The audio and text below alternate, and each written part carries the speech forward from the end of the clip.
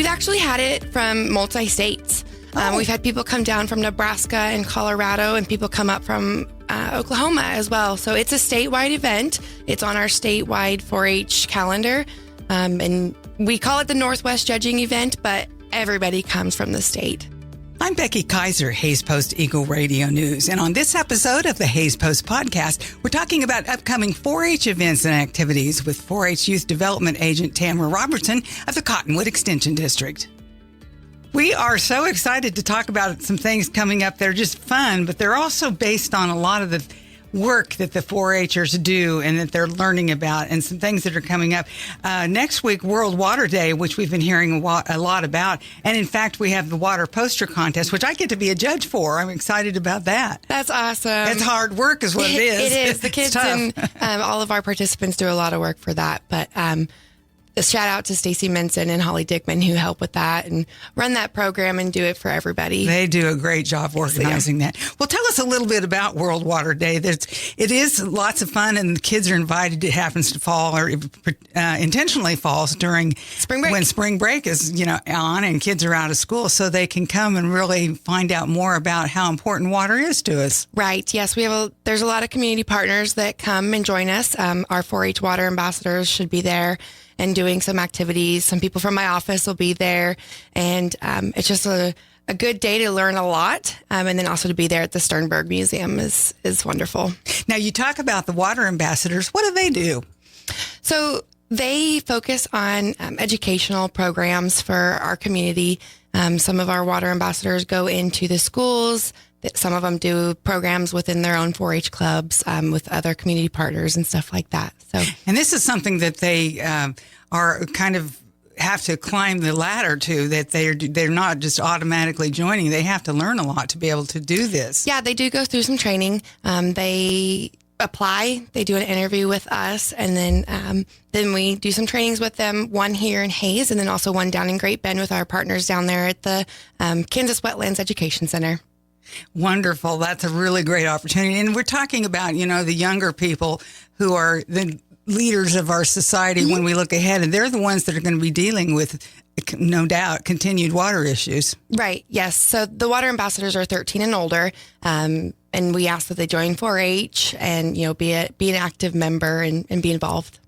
Also, you have coming up something that's fun that is related to projects that the 4-Hers work on. Super fantastic Judging Day. Super fun time. Yeah, so that's Super Saturday, our judging contest day. So this year we will have 9 judging contests: crops, horticulture, entomology, life skills judging, photography, and then there's a few others, some brand new ones: geology and wildlife skills, and then also livestock judging as well. So it's a good time, and the kids learn a lot.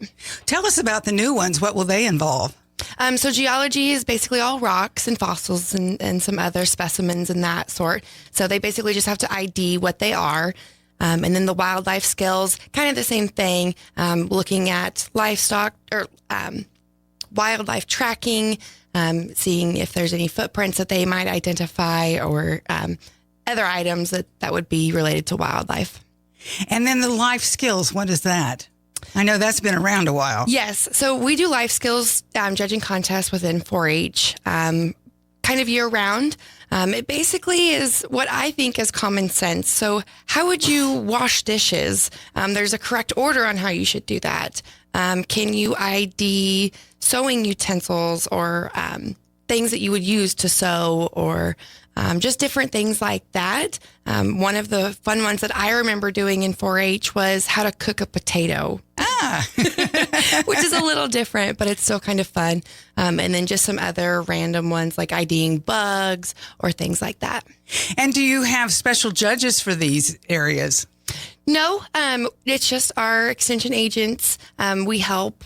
We kind of pick a specialty and we stick to it. So my favorite would be the livestock judging and the life skills.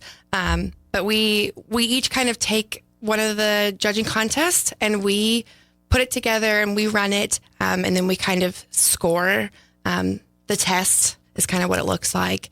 And then we get the results back out, and our top placers get certificates and awards. And how big of an area are the 4-Hers coming from? We've actually had it from multi-states. We've had people come down from Nebraska and Colorado, and people come up from Oklahoma as well. So it's a statewide event. It's on our statewide 4-H calendar.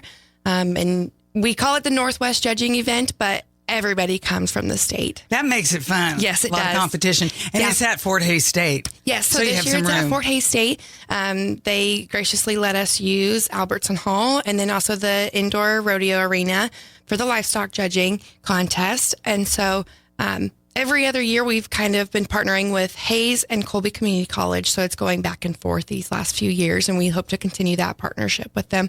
But we look at having over 100 kids participate. Wow. And so we kind of reiterate that this is a good time for them to promote for their own college. Sure, absolutely. Good idea.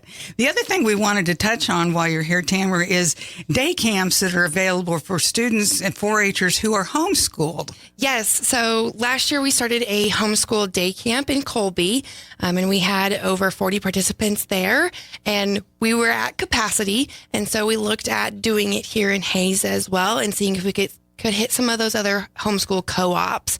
And we actually have quite a few already in our 4-H program alone. And so reaching out through them to find more participants has been wonderful. That sounds like a lot of fun and important because the homeschoolers, this gives them the opportunity to reach out to more kids that they might not know. Right, yes. And widen one their thing circle. With Extension is we call them our underserved audience. They're not somebody that would be kind of a normal 4-H member in our eyes. And so this is just another opportunity to get them involved and kind of see some other things.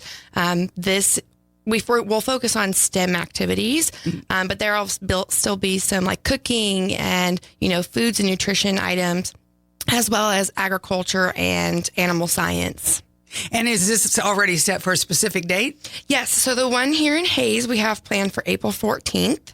And then the one that we're planning for Colby is later that week on the 16th. And how does one get involved?